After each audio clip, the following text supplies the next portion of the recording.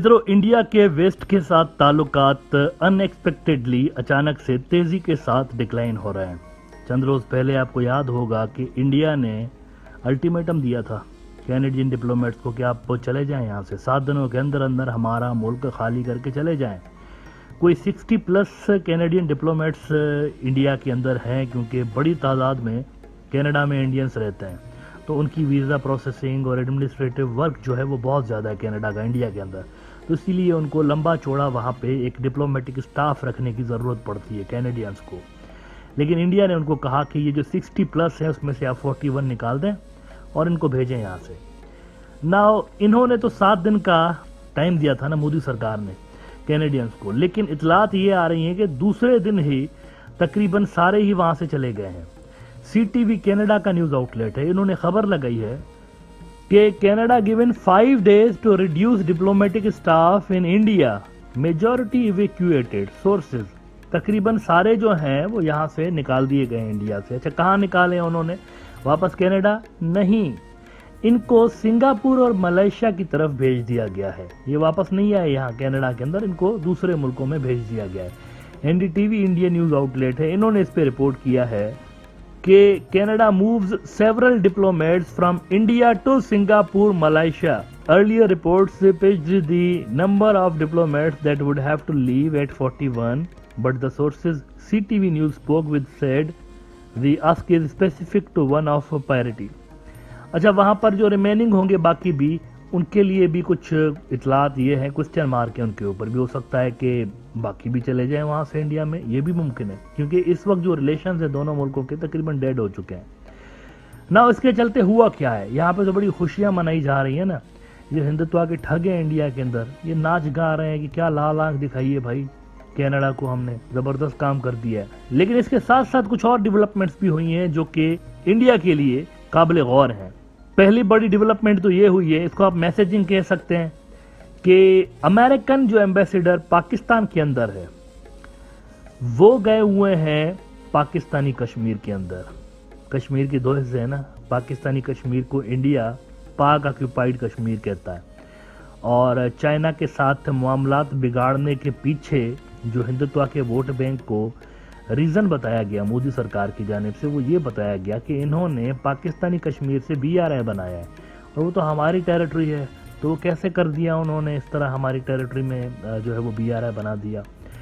लेकिन हुआ ये है कि अमेरिकन सफ़ीर भी पाकिस्तानी कश्मीर चला गया है और उस पे इंडिया के कान खड़े हो गए। इंडिया की जो मिनिस्ट्री ऑफ एक्सटर्नल अफेयर्स हैं उन्होंने कहा है कि भाईजान ये आप कैसे गए हमारी टेरिटरी के अंदर, वो तो हमारी टेरिटरी, आपको तो हमारी सॉवरेनिटी का लिहाज रखना चाहिए था। आप तो पाकिस्तानी सफ़ीर है ना, पाकिस्तान के अंदर अमेरिका के सफ़ीर है ना, तो कश्मीर पाकिस्तान तो नहीं है, कश्मीर तो हमारा है, आप कैसे चले गए उधर?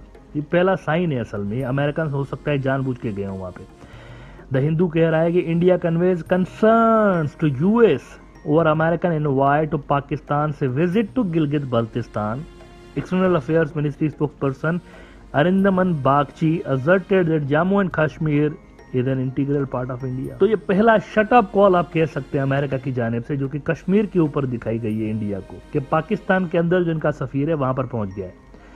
दूसरी बड़ी डेवलपमेंट हुई है, बहुत बड़ी डेवलपमेंट, और ये आई ओपनर है मैं समझता हूँ। नवंबर के अंदर Asia Pacific Economic Cooperation summit होने जा रही है अमेरिका में, और उस समिट के अंदर शी जिनपिंग आ रहा है।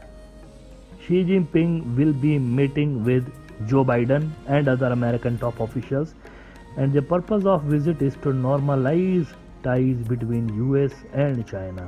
जो टेंशन्स हैं इसको थोड़ा सा डिफ्यूज करने के वजह से दोनों मुल्कों के जो टॉप लेवल की लीडरशिप है इनके दरमियान मुलाकात कराने के लिए बातचीत हो रही है, काम हो रहा है कि दोनों के दरमियान जो इतने ज़्यादा टेंशन्स बढ़ गए हैं इसको रिड्यूस किया जाए।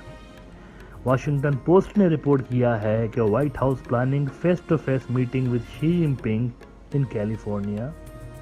With tension high, the leaders will look to reset relations at the Asia Pacific Economic Cooperation summit in November, administration officials से। अब इंडिया ने तो इतने ख़राब कर दिए अपने रिलेशंस और आईशूट से कि ये जो 56 मिलीमीटर वाले बाबा जी हैं जिनको वो मैं अक्सर कहता रहता हूँ ना, आ बतलाऊं तुझको रमज़े आया इन्नल मलूक, सल्तनत अक़वाम गालिब की है एक जादूगरी। तो ये इस सुपर पावर्स की जादूगरी को ये बंदा समझता ही नहीं है। ये जो है ना गुजरात लेवल के छोटे लेवल का स्ट्रीट पॉलिटिशियन है। वो सड़क छाप किस्म के पॉलिटिशियन नहीं होते तो बस दंगे फसाद करवाओ, इसको लड़ाओ उससे। इनकी ग्रूमिंग इस तरह से हुई है, आरएसएस का बैकग्राउंड है ना, इस तरह की ग्रूमिंग हुई है। इंटरनेशनल पॉलिटिक्स का इनको ज्यादा पता नहीं है। तो ये लड़ पड़े चाइना से, तो इन्होंने चाइना को इतना ज्यादा तंग किया कि उनका जो लद्दाख का एरिया है वो अनेक्स कर दिया इन्होंने पेपर्स के अंदर, और एक बहुत ज्यादा सीवियर किस्म के इन्होंने टाइज कर दिए। 3 साल हो गए, इंडिया नॉर्मलाइज नहीं कर पा रहा टाइज को चाइना के साथ। और इनको उम्मीद क्या थी? उम्मीद ये थी कि वेस्ट वाले हमारी हेल्प करेंगे। अमेरिका है ना, कोल्ड वार चल रही है ना उनकी, तो वो हेल्प करेंगे हमारी। खुद के टाइज वेस्ट के साथ धपड़दूस, और उधर अमेरिका लगा हुआ है कि शी जिनपिंग के साथ जरा टाइज हम नॉर्मलाइज कर लें, थोड़ा सा टेंशन डिफ्यूज कर लें, इस लेवल तक ना ले जाए। तो बीच में तो इंडिया लटक गया ना फिर। इनके तो टाइज अब भी चाइना के साथ खराब है, वैसे के वैसे ही है।